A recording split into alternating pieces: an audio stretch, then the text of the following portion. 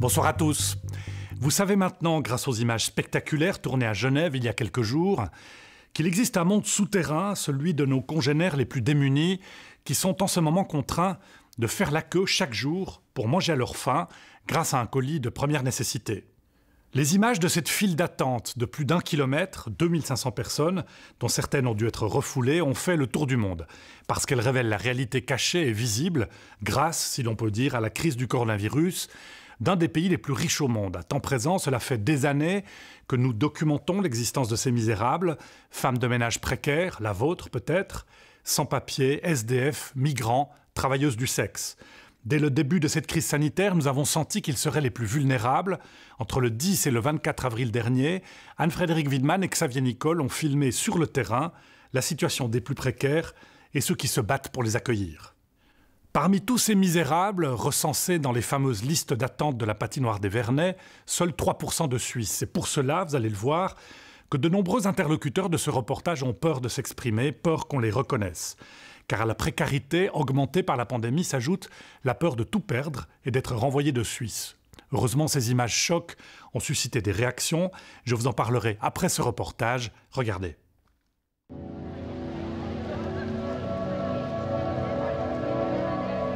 Depuis le 2 mai, chaque samedi dès 5 h du matin, des milliers de personnes convergent vers ce quartier de Genève. Ils sont prêts à faire 3 heures de queue pour recevoir un sac de nourriture d'une valeur de 20 francs. Ces femmes et ces hommes sont nos employés de maison, nos travailleurs sur appel, notre personnel déclaré ou au noir. En Suisse, en quelques semaines, un virus sournois les a précipités dans la pauvreté.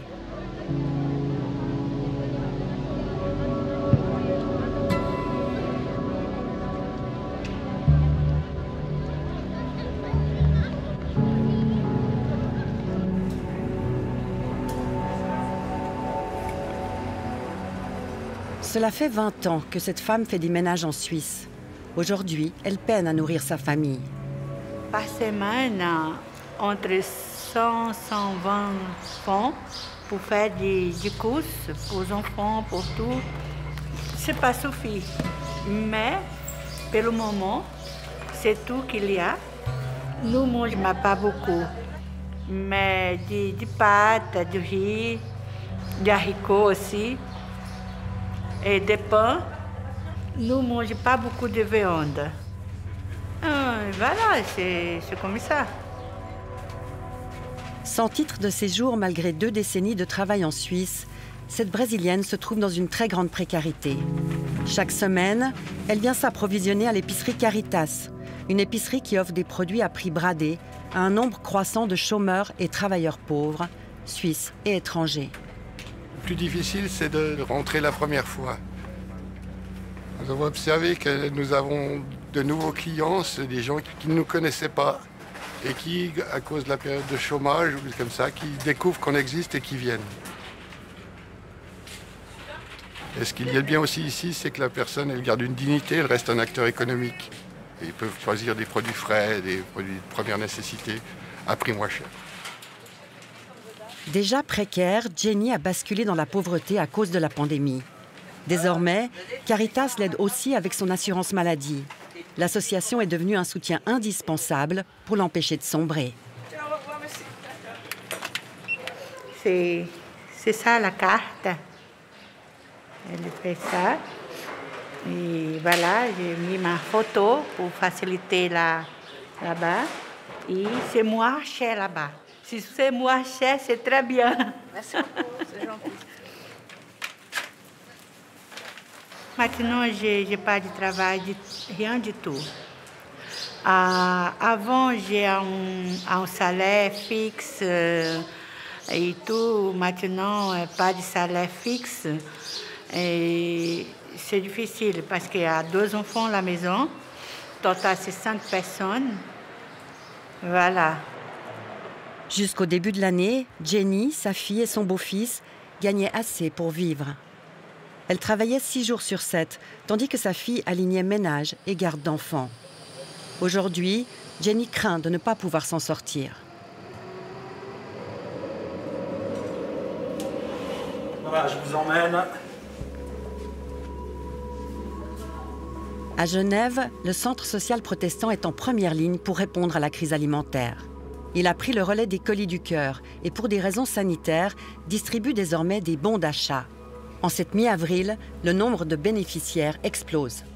Aujourd'hui, il y a plus de 5000 personnes qui vont recevoir ces bons. On estime en ce moment entre 400 et 500 personnes de plus par semaine qui sollicitent les Colis du Cœur. Alors, c'est des bons d'achat dans des magasins. Le montant a été plafonné parce qu'on s'est retrouvé en grande difficulté. On est parti avec un système où on distribuait plus d'argent qu'on en distribue aujourd'hui. On a été obligé de revenir un peu en arrière pour pouvoir tenir sur la durée parce qu'on ne sait pas où on va. Ces bons sont achetés à des supermarchés avec un rabais. Mais débordée par les demandes, l'association n'arrive plus à offrir que 50 francs à une personne seule et au maximum 150 pour toute une famille. Les secteurs de l'hôtellerie-restauration, de la construction et de l'économie domestique sont frappés de plein fouet. Ces personnes, elles ont perdu leur travail, elles n'ont aucune protection sociale, donc plus de travail, pas de revenus. La particularité de la situation, c'est que les enfants ne sont plus nourris par la collectivité. Il y a une partie de ces enfants qui bénéficiaient de gratuité dans les restaurants scolaires. Donc ces enfants, ils sont à la charge pleine et entière de leur famille. Donc c'est des familles qui doivent faire encore plus avec moins. C'est ici que Jenny habite avec ses petits-enfants, sa fille et son beau-fils, également sans emploi. Pour respecter les consignes sanitaires, nous allons l'appeler par vidéoconférence. Vous voulez nous montrer? Oui. Alors, ici, c'est ma chambre. J'ai une machine de couture qui, de temps en temps, s'il arrive quelque chose, je fais, parce que je travaille avec la couture aussi. Alors, je sors pour vous montrer le reste. Ici, la autre porte, ici, c'est la cuisine. Qui c'est qui est là? C'est les enfants qui font le devoir avec mon bon fils. Ici, c'est votre chambre, que c'est la chambre des enfants. Alors, elle part ici.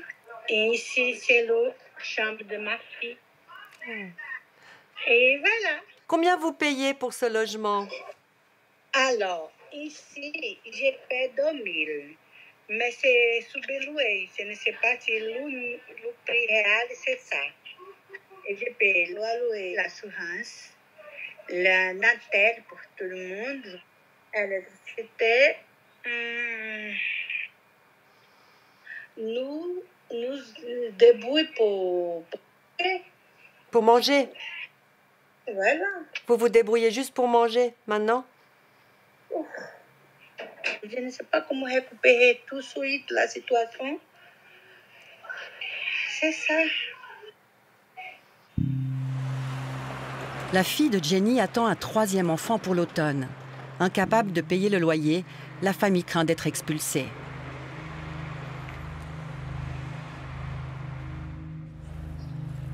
Dès le début de la pandémie, de nombreux travailleurs de l'économie domestique ont été lâchés brutalement par leurs employeurs. À l'EPER, la permanence sociale de l'entraide protestante, Lisandro Nanzer et son équipe sont submergés d'appels de détresse. Hello, can you hear me?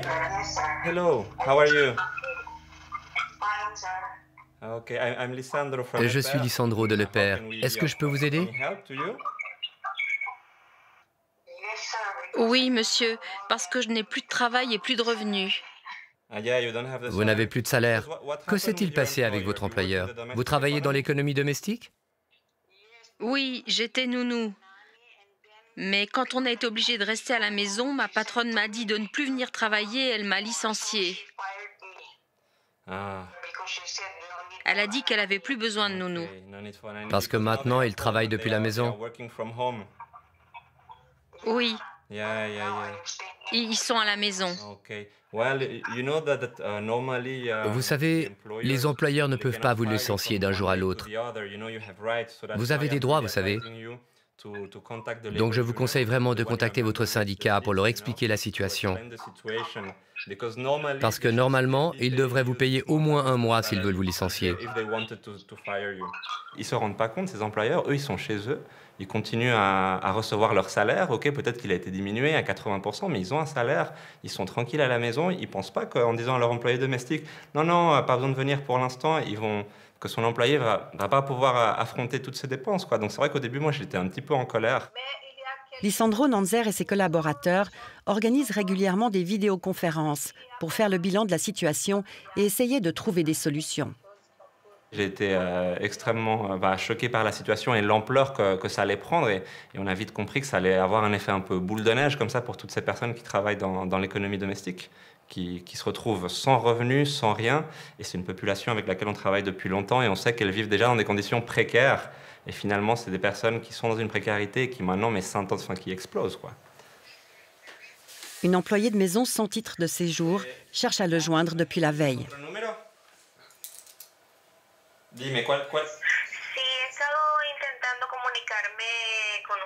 Je vous appelle parce que je me trouve dans une situation un peu compliquée. Je vis avec ma fille de 25 ans dans un immeuble et je n'ai plus de quoi payer le loyer. Peut-être qu'on devra partir pour aller dans un hospice, un refuge ou chez quelqu'un qui peut nous aider.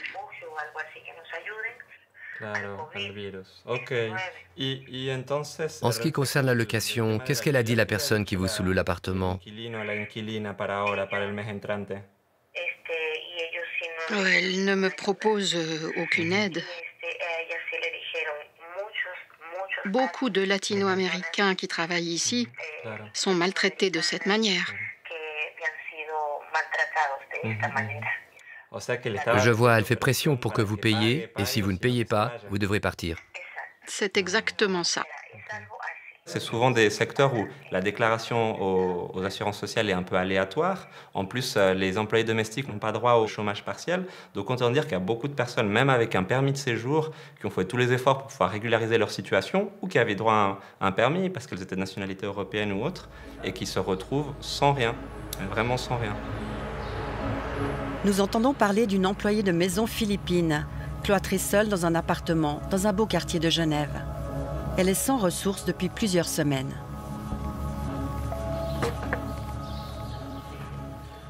Hi April. Hello. Alors, c'est ici que vous habitez, que vous êtes coincée? Oui, je suis coincée ici depuis 1 mois. C'est l'appartement de mon ancienne patronne. Elle n'est pas là, elle est à la montagne et elle me permet de rester ici jusqu'à ce que tout redevienne normal.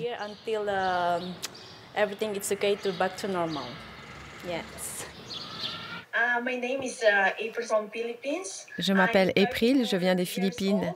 J'ai 34 ans et cela fait presque 11 ans que je suis à Genève. Et vous avez un titre de séjour? Non, pas encore. C'est ce que j'attends. J'ai déposé ma demande de régularisation l'année dernière et j'attends la décision. Vous pouvez me faire la visite? J'habite seule ici. Ça, c'est la cuisine. J'ai vraiment de la chance. Son ancienne patronne lui a prêté cet appartement pour qu'elle échappe au confinement dans le petit 3 pièces qu'elle sous-loue avec 3 autres personnes. Beaucoup de ses employeurs ne la paient plus. Elle a perdu beaucoup d'argent. Je pense près de la moitié de mon salaire. Vous vivez avec combien maintenant? Avec seulement 1 500 francs pour le moment. Et bien sûr, j'envoie de l'argent à ma famille parce que le monde entier souffre de cette pandémie. Ses proches dépendent d'elle. Sans papier, elle n'a pas pu leur rendre visite depuis 11 ans. Beaucoup d'employeurs ne payent pas leurs nounous et leurs femmes de ménage. Qu'est-ce que vous avez envie de leur dire? J'aimerais dire à tous les employeurs d'être justes et d'être gentils avec ceux qui travaillent pour eux. Parce que je travaille très dur et je demande juste un peu de considération. Comme employée philippine ici à Genève, je sais que tous les Philippins travaillent dur et sont très honnêtes et loyaux. En particulier les nounous. On traite vos enfants comme nos propres enfants. Excusez-moi, je suis très émue car ce n'est pas facile. J'espère que lorsque cette pandémie sera finie, tout redeviendra normal et que tout ira bien pour mon travail. C'est mon espoir et que je puisse dire alors j'ai survécu. Tout est redevenu comme avant.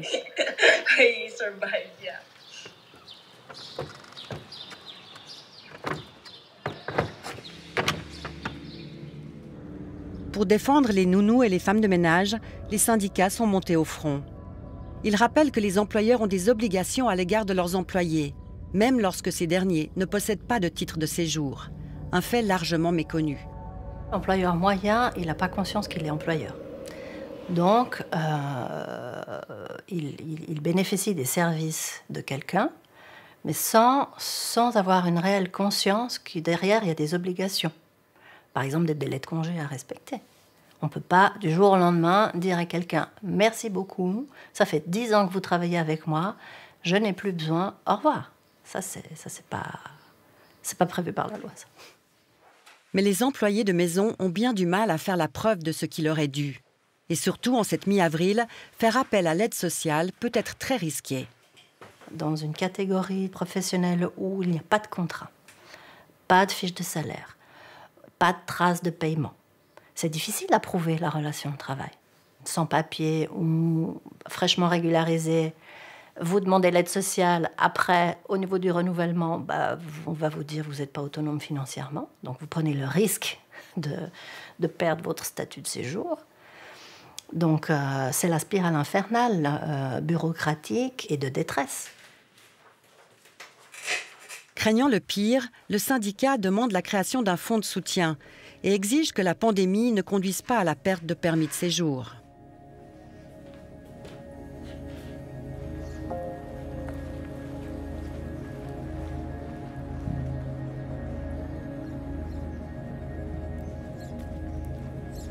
Luciane se trouve en pleine procédure de régularisation. Après des années de clandestinité, elle est en attente d'un permis B, ce qui lui donne déjà le droit de travailler. Ça fait bientôt 20 ans que je suis en Suisse. J'ai déposé tous les papiers, j'ai tout fait pour la demande de permis, pour la légalisation. Donc voilà, je suis dans l'attente. Déjà, ils ont donné le droit de travailler. C'est déjà, pour moi, ça me fait plaisir de pouvoir de respirer, de pouvoir marcher en disant « je marche ici, j'ai le droit d'être ici ». Déclarée par ses employeurs, Luciane paie des impôts et cotise aux assurances sociales. Je nettoie le magasin. Je préfère pas dire le nom, je peux.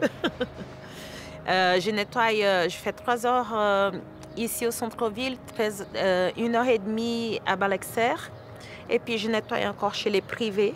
Et puis un bureau. Comment vous faites pour nettoyer un magasin vide? On fait à fond pour que, comme ça, quand le magasin sera rouvert, tout soit bien propre. Le problème, c'est que certains de ses employeurs privés ne la paient plus depuis 1 mois.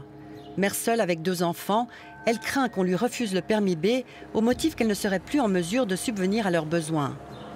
Luciane vit avec moins de 2 000 francs alors qu'elle en gagnait plus de 4 000.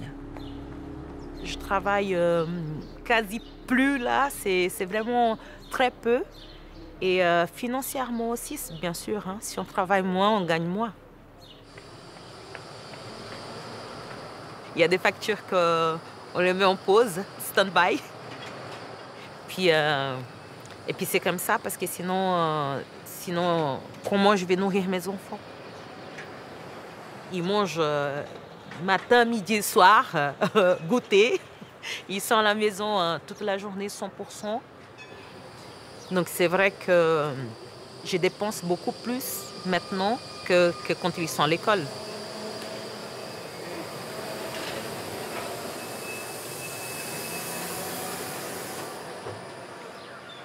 Divorcée, Luciane habite un 2 pièces et demie avec ses enfants de 10 et 14 ans. Elle n'ose pas faire appel à l'aide sociale, de peur que ça lui coûte sa régularisation. Il y a l'exigence de ne pas avoir de l'aide sociale. Donc c'est aussi pour ça, je ne sais pas qu'est-ce qui peut se passer vraiment. Mais je préfère pas prendre le risque. Ma fille, l'année prochaine, elle fait la dernière année du cycle. Donc, sans papier, elle peut pas continuer ses études.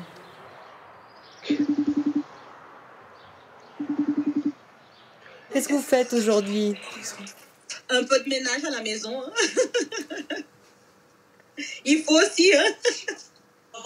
Voilà, un peu. Ici, c'est ma cuisine. Voilà. Après, j'ai la chambre des enfants qui c'est ici. Donc, c'est le lit et puis un lit en bas. J'ai un petit balcon. C'est pas trop bon. Là, j'ai le d'entrée que j'avais mis une table. Vu que je n'ai pas beaucoup de place, donc j'ai mis la table là pour qu'on puisse manger et tout. Et puis, ici, c'est la grande salle. Et puis moi, je dors ici aussi. Maria-Louisa, ça se passe bien pour toi? Oui, c'est énervant, mais oui, ça va. T'arrives à faire tes devoirs? Parfois c'était un peu compliqué pour les envoyer, mais sinon ça va. Il y a des jours que c'est très difficile parce que là maintenant quand je sors travailler, ça m'inquiète, il faut que je rentre au plus vite possible parce qu'ils sont là. Pour moi c'est ça le stress, surtout je suis un peu perdue niveau gérer les enfants. Maintenant, il y a les premières mesures de déconfinement qui ont été annoncées. Oui. Est-ce que vous avez déjà des employeurs qui vous ont appelé pour vous demander de revenir travailler? Pas encore. C'est triste de leur silence. J'ai des factures en retard, il y a des choses qu'il faut que je paye. Et puis, je pense que je vais prendre au moins entre 3-4 mois pour récupérer. Ça va pas être très évident. Voilà. Allez, au revoir. Ciao.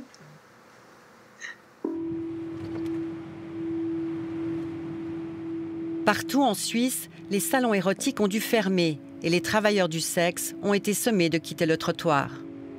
Des centaines de prostituées se retrouvent sans travail et sans revenus. Dans le canton de Neuchâtel, Liliana et Catherine, de Médecins du Monde, sont en première ligne. Bon, on va aller... C'est parti. On passe rapidement à la maison de la santé. Oui, pour aller chercher des masques. Ouais. Des masques et puis quelques gants. Oui, tout à fait. D'ailleurs, il faut que je leur donne des cartes Caritas. Elles n'avaient plus de cartes pour accéder au magasin Caritas. Oui, tout à fait. Donc, Les deux femmes visitent les salons du canton pour amener bons alimentaires et soutien. Elles sont en route pour la Chaux-de-Fonds. Depuis début mars, les urgences se succèdent.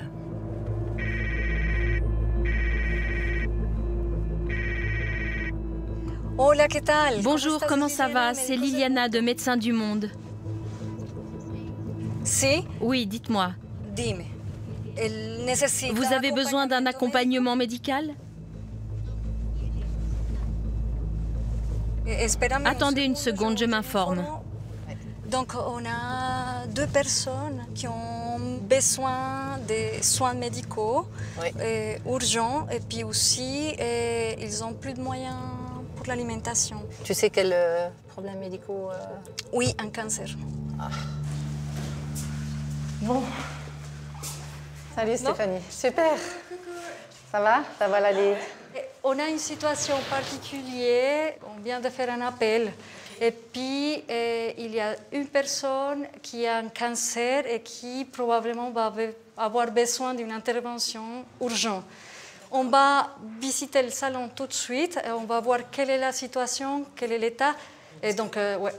Il faut aller à l'hôpital directement. Ouais, Ça, ils lui font les contrôles nécessaires. Mais s'il y a une carte européenne, du moment qu'il la montre à l'hôpital puis que c'est une urgence, il passe. Plus donc, on va directement aller sur place. Et puis, si jamais je t'appelle... Je suis là, je suis là. Okay. En tout cas, merci beaucoup. Une boîte de gants? Oui, volontiers. Oui.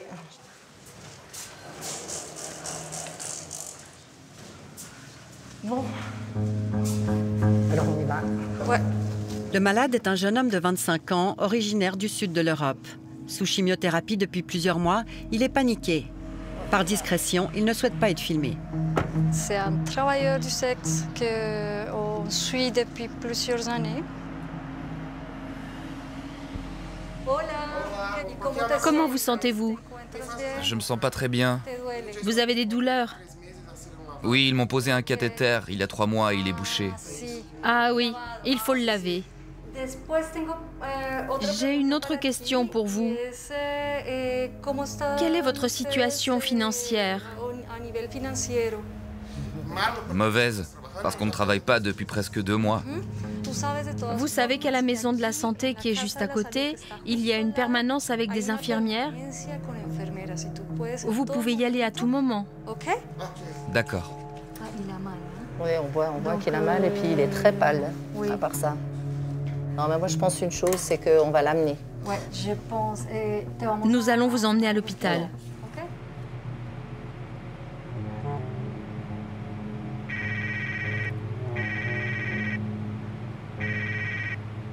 On arrive après, mais là vraiment on doit gérer cette situation d'urgence. À peine sorti de l'hôpital, une nouvelle urgence. Et après, il faut qu'on aille déjà au rendez-vous qui est planifié. Hein. Tout à fait. C'est une personne qui s'occupe d'un salon, mais qui plutôt est assistante administrative, si on peut appeler ça comme ça. Et puis, qui est vraiment dans une situation précaire depuis le Covid-19. Donc, elle nous a appelés parce qu'elle accueille aussi plusieurs personnes. Il y a plusieurs personnes dans ce salon et vraiment, on est dans une urgence sanitaire et humaine.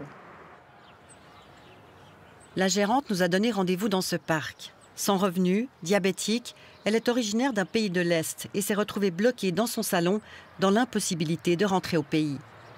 Ça a commencé à partir du 24 février. C'est commencé à baisser le nombre de clients. Je pense que les clients ont peur. Les filles aussi, elles sont sorties du salon. Moi, j'ai resté ici parce que je suis en risque. Je n'ai pas pu rentrer. Malgré les risques de contagion, les clients se pressent toujours à sa porte. Je dis à lui, bonjour monsieur, nous sommes fermés. C'est écrit en bas à la porte. Désolé, vous ne pouvez pas entrer. Mais vous êtes bienvenus après, quand c'est possible déjà. Mais maintenant, lorsque je vois que ça va durer longtemps, je ne sais pas, parce qu'il n'y a rien maintenant. Il y a une fille qui est avec moi, elle n'a pas voulu aller chez elle. Elle est là jusqu'à maintenant, mais elle n'a pas d'argent aussi. Et comment il vous aide, Médecins du Monde? Elle vient nous visiter chaque semaine, elle nous demande qu'est-ce qu'on a besoin. Vraiment, c'est magnifique. Sans ça, on ne peut pas vivre pour le moment. Détentrice d'un permis C, cette femme n'a pas demandé l'aide sociale à laquelle elle aurait droit. Des cas de détresse comme celui-ci, Médecins du Monde en rencontrent régulièrement. Ce sont pour la plupart des migrantes et des migrants, donc des personnes qui connaissent très mal le système administratif. Ce sont des indépendants dans leur statut, disons. En principe, ils ont droit à une perte de gain, à une assurance perte de gain. Mais bon, comme l'a expliqué Liliana et Catherine, leur difficulté, parce qu'elles sont de langue maternelle étrangère, parce qu'elles voyagent beaucoup, c'est de se mettre à jour avec le côté administratif. Et puis si elles ont quelque chose qui ne joue pas, quelque chose qui n'est pas à jour, elles perdent cette possibilité. Donc c'est ça surtout les difficultés.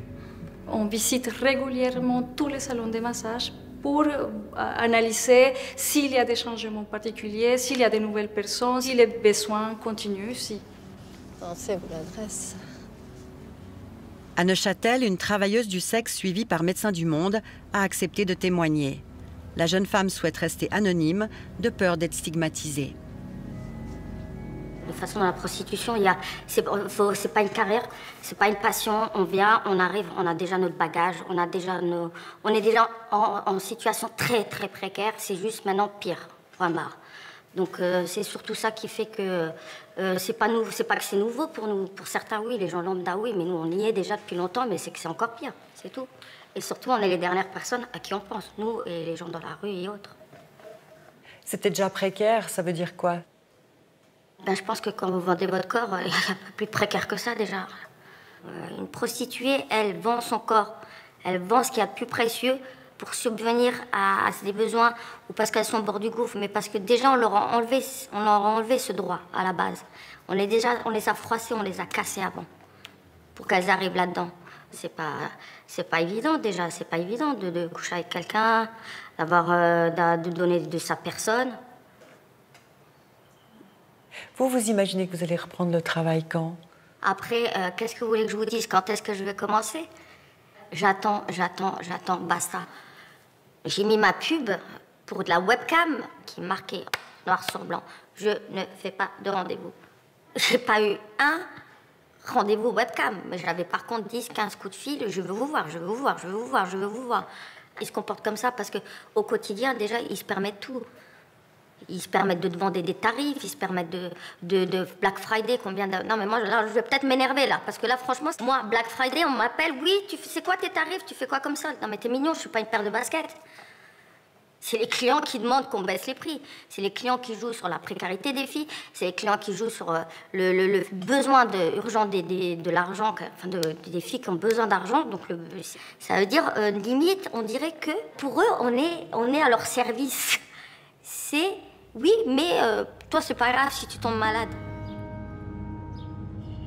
Coiffeurs et masseurs ont pu reprendre le travail, mais les salons érotiques resteront encore fermés plusieurs semaines. Un coup dur pour les travailleurs du sexe qui paient parfois 100 francs de loyer par jour au salon. Yumi est une escorte. Elle se bat contre la précarisation et la stigmatisation de son métier. Vous me voyez? Oui. C'est tatoué quoi sur vos mains? J'arrive pas à voir. Alors, je sais pas si en plus on est en miroir. J'en ai un avec fille de joie et un avec putain louve. Putain louve. Qu'est-ce que ça veut dire pour vous, putain louve? Des termes comme prostituée, travailleuse du sexe, pute, putain sont très chargés et connotés. Et en fait, moi, je le porte en fierté. J'essaie de donner du sens à ce que je fais. Je ne cours pas après l'argent. Je fais ce métier parce qu'il a du sens pour moi et que j'ai envie de l'investir avec de l'humanité.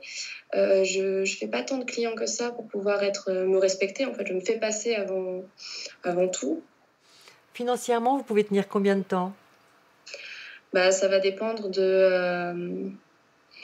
de si j'arrive à faire des sessions vidéo qui me permettent de... J'espère, je ne pense pas que je vais gagner de l'argent, mais je vais essayer de ne pas en perdre par rapport à mes charges fixes et à mon besoin de me nourrir, par exemple. Donc, si je peux être à zéro, pour moi, ce sera une réussite. Voilà. Est-ce que vous seriez d'accord de nous montrer où vous êtes confinés? Là, il y a un miroir. Escorte indépendante, Yumi s'en sort mieux que les employés de salon.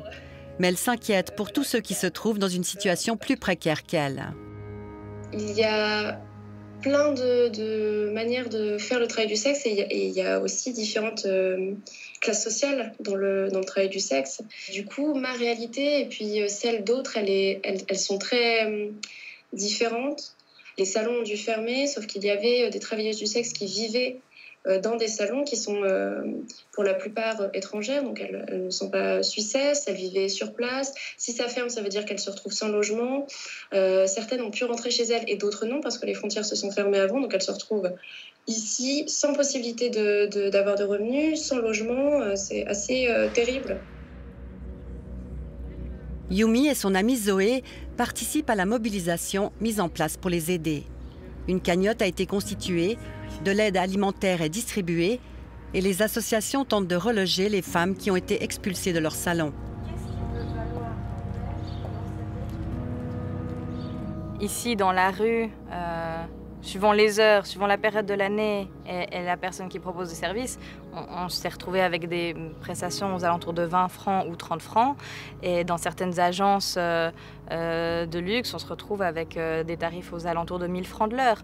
Donc on n'a pas une prostitution. Il faut savoir maintenant que tout le monde a perdu son travail. On se retrouve avec des personnes qui sont migrantes, sans papier, parfois dans des réseaux d'exploitation. Et donc, c'est des personnes avec lesquelles le contact était vraiment primordial et qu'on a complètement perdu de vue actuellement. À mon sens, il va falloir vraiment avancer le plus rapidement possible cette date de reprise des activités professionnelles, parce que sinon on va vers une catastrophe.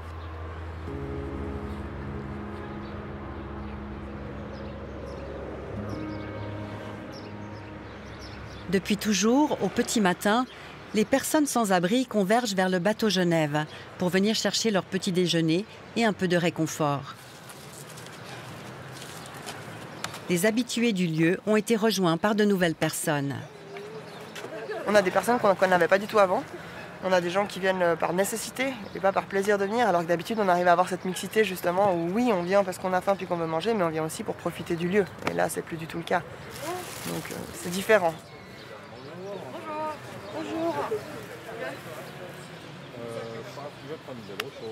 Là, on a vraiment une population qui est sollicitée pour participer autant que chacun, voilà, à prendre ses distances, à se laver les mains, etc. Donc les gens ont vraiment très bien joué le jeu. Et puis dans un deuxième temps, des autres angoisses. De se dire, mais en fait, il n'y a plus de petits boulots dans la restauration, il y a tout qui tombe, il y a tout qui s'effondre.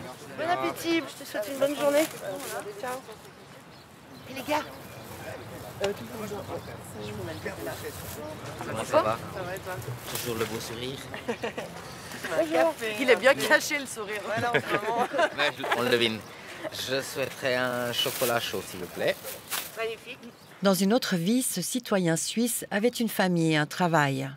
Il vient ici presque chaque jour. Si j'ai des wraps à l'œuf ou au bœuf? Au bœuf. Dans mon cas, qui m'aurait dit dans quelques années en arrière que je me serais trouvé dans cette situation, j'aurais jamais pu le penser un seul instant. Parce que tout allait bien. Puis tout d'un coup, les aléas de la vie font que vous descendez petit à petit la lente descente aux enfers, avec un divorce entre autres, avec des difficultés, je ne sais pas, de santé pour certains. Et puis tout d'un coup, vous vous retrouvez dans une situation où petit à petit, vous perdez totalement le contrôle. Et puis vous êtes tributaire après de l'aide qu'on peut bien vous fournir. Il y a toujours eu des choses qui sont prévues pour les gens qui sont dans la difficulté, mais par contre pour l'hygiène, pour ce qui est d'avoir la facilité de prendre une douche, il y a notamment le point d'eau qui a été fermé. Le problème criard aussi, c'est au niveau de l'électricité, au niveau de la capacité de recharger les téléphones, puisque du coup, il y en a très peu. Donc ça, c'est aussi un problème.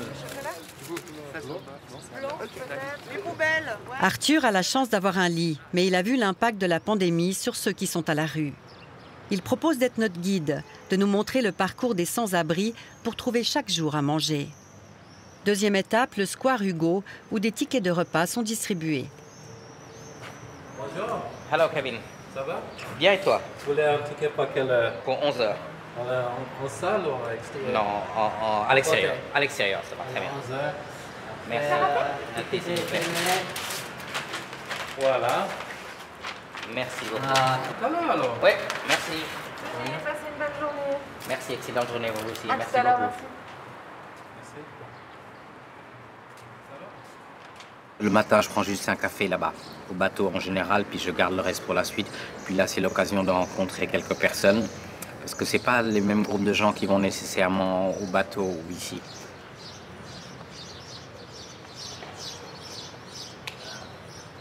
Et puis après Hugo de Senghor, vous allez où? Alors, en fonction de l'appétit, des fois ça s'arrête, ou d'autres fois pour prendre une réserve par rapport au soir, c'est aller au carré pour prendre le repas entre midi et 14h, sachant que là-bas, il n'y a pas besoin de ticket. Au carré, le responsable Charles Christophy a dû complètement se réorganiser pour respecter les consignes sanitaires. Des services de base sont offerts. Pour tous ces gens qui vivent dans la rue, c'est important de pouvoir laisser des affaires dans un endroit fermé à clé, en sécurité. Ça évite de se faire voler. Je vous fais la visite.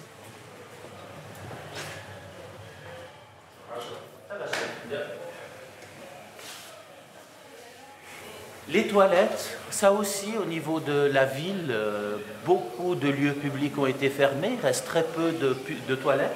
Donc nous, on accueille aussi les gens quand on n'a pas trop de monde dans la structure, à tour de rôle, ils peuvent aller aux toilettes.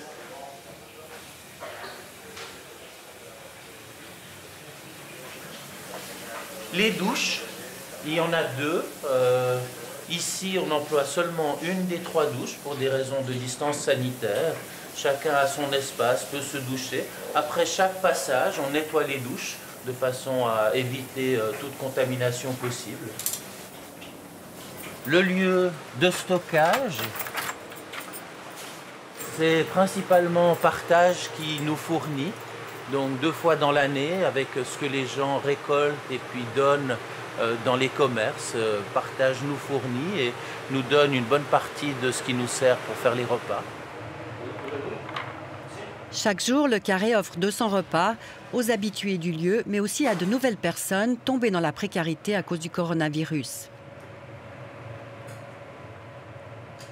Il y a des gens qui viennent en voiture et viennent prendre un repas à l'emporter. Peut-être certainement des indépendants. Enfin, il y a beaucoup de gens qui ont moins de ressources financières et un repas est une aide importante. Il est 11h30 et Arthur arrive en avance pour se mettre dans la queue. Bonjour, comment ça va? Bien, merci.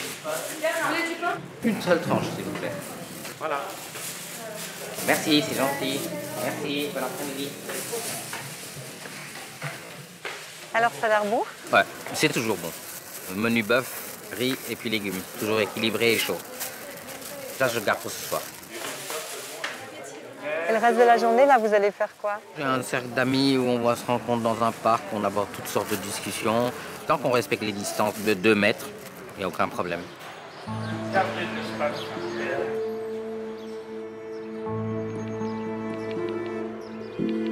Les conditions de vie des plus précaires ont préoccupé les autorités dès l'apparition du virus. Fragiles, les sans-abri et sans-papiers sont plus susceptibles d'attraper le Covid et de le transmettre. À l'hôpital cantonal de Genève, le docteur Yves Jackson est le médecin en charge de cette population. Dès les premiers cas d'infection, il a immédiatement mesuré l'ampleur des risques.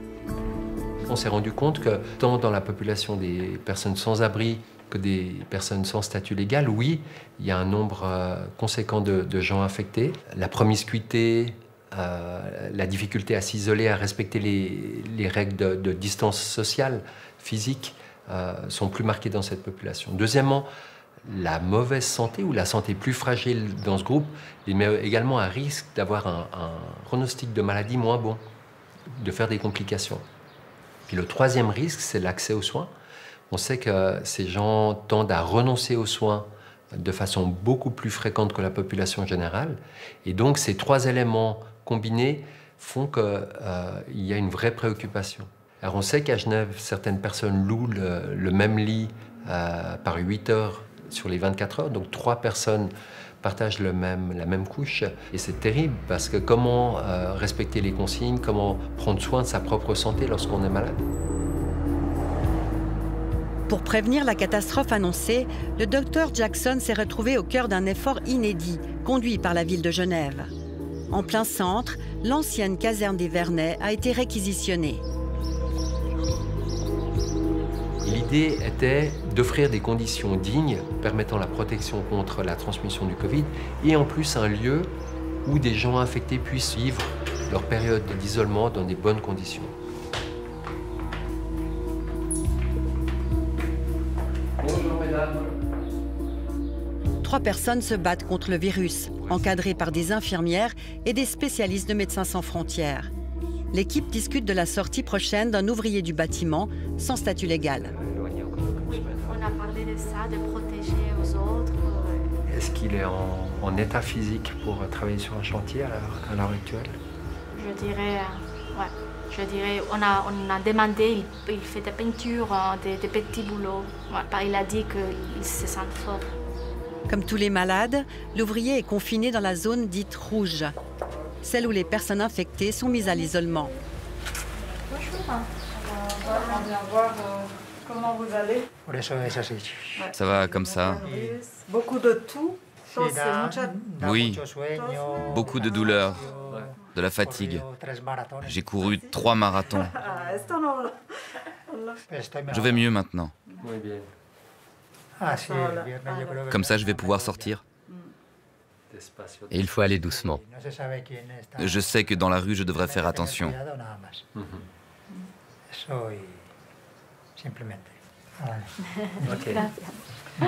On peut se tourner vers vous? Donc, bon, en gros, les symptômes, en fait, ce sont des douleurs musculaires en permanence, sur tout le corps, des douleurs gastriques. On a des impressions de nausée, c'est l'impression de vouloir vomir tout le temps. D'accord. On a ces douleurs oculaires. Oui. Lorsqu'on regarde, ou même certains flashs lumineux font mal aux yeux. Donc, lorsque les résultats positifs sont arrivés, en fait, bon, je n'ai pas été surpris tant que ça. Et vous avez une idée de où vous avez été infecté? Ou comment vous avez été infecté? Honnêtement, je n'ai aucune idée. D'accord. Le virus a cette particularité, c'est qu'il ne vient pas avec une pancarte pour dire... C'est ça, oui. il est partout. Donc, et là, vous êtes à combien de jours maintenant d'isolement? Là, je vais bientôt faire les 10 jours d'isolement. Donc on s'est bien occupé de vous ici? Oui, oui, on a été bien encadrés. Bon, de toutes les façons, il vaut mieux être malade en Suisse, au fait, qu'autre part. D'accord. Okay. Dès qu'il ira mieux, cet homme sera transféré dans le bâtiment principal de la caserne. C'est là que la ville offre un refuge à 220 sans-abri. L'entrée se fait sur une base volontaire. Quand les personnes arrivent, on leur propose de se laver les mains. Donc on a mis en place un certain nombre de choses pour qu'il y ait vraiment le respect des distances sociales qui soient assurées et le lavage de mains pour la prévention du Covid. Et donc ici, vous avez le bâtiment, enfin la tente qui a été installée pour l'admission des nouvelles personnes. Dans ce bâtiment, elles peuvent rester 2 jours comme de nuit. Elles vont trouver donc un accueil, ensuite un lit pour dormir dans une chambre à 5 personnes maximum. Elles auront 3 repas par jour, donc un petit déjeuner, un repas de midi, un repas du soir. Et là, on monte au premier étage. Donc, les 3 étages sont pratiquement identiques, avec 14 dortoirs de 5 personnes. On a 6 ailes en fait sur 3 étages différents. C'est vrai que pour qu'un lieu comme ça fonctionne avec bientôt 200 personnes, c'est important d'avoir un cadre qui est structuré pour que chacun s'y retrouve et finalement puisse avoir les mêmes droits. Et puis, il y a un certain nombre d'interdictions. Ici, c'est vrai que c'est pas possible de consommer de l'alcool, c'est pas possible de consommer de la drogue, c'est pas possible d'arriver avec des armes. Après, on va aussi être très attentif aux menaces, aux insultes, enfin, je dirais à tout ce qu'on va retrouver dans un endroit normal en termes de comportement. Les autorités ont été légalement obligées de libérer les étrangers en détention administrative, faute de vol de ligne permettant de les renvoyer chez eux. Bienvenue à l'hôtel. C'est mon lit. J'ai juste des habits, un sac et rien d'autre. Vous aimez ma chambre? Ce jeune boxeur albanais espérait trouver le succès en Suisse, mais il s'est retrouvé en prison. Je me suis retrouvé en mauvaise posture. Je suis venu ici pour m'entraîner et chercher un travail, mais je n'ai rien trouvé. Alors j'ai commencé à dealer de la cocaïne et quelques jours plus tard, je me suis fait attraper par la police. J'ai été condamné à 3 ans de prison, dont 6 mois ferme. Le reste, c'est du sursis. Si je fais quelque chose d'illégal, je retournerai en prison pour 30 mois. Vous auriez dû quitter le pays et vous êtes là à cause du virus, c'est ça? Oui, le problème, c'est qu'il n'y avait pas d'avion. Alors ils m'ont mis à la porte de la prison. Heureusement, j'avais 70 francs en poche que j'ai gagnés en nettoyant le fitness de la prison. J'ai trouvé tout seul le chemin jusqu'ici.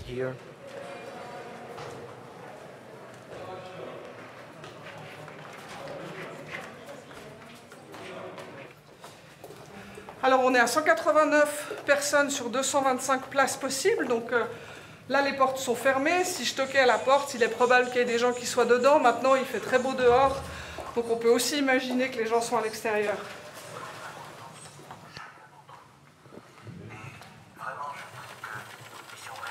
Je suis couturier depuis mes 17 ans. Ce sont des masques avec des tissus en coton. Pour ne pas déprimer, juste pour perdre le temps.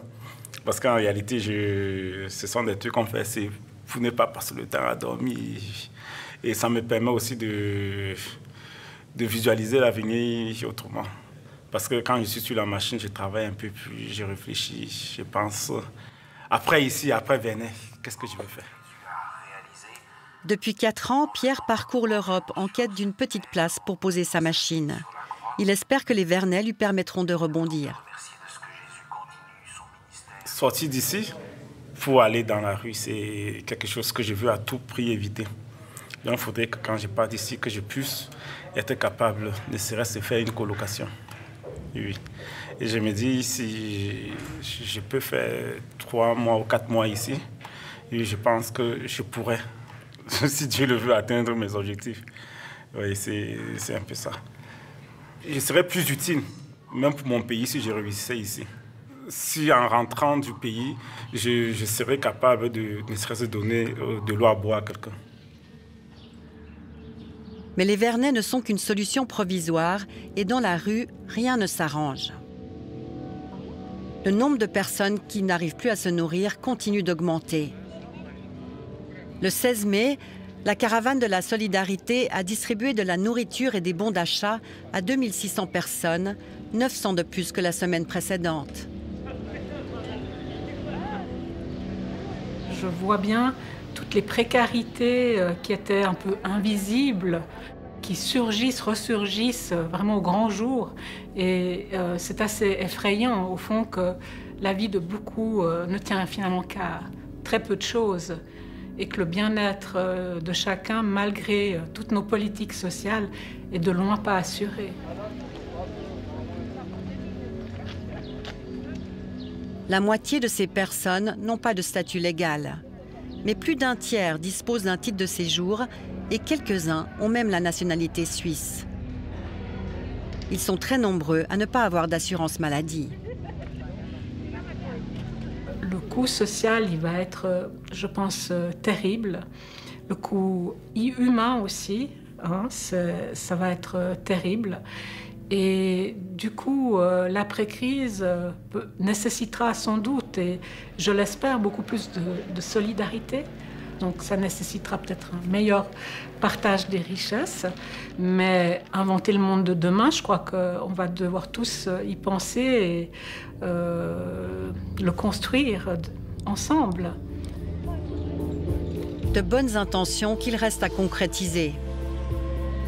Selon les associations, ces personnes mettront au mieux des mois pour retrouver leurs emplois et se remettre des conséquences économiques de la pandémie.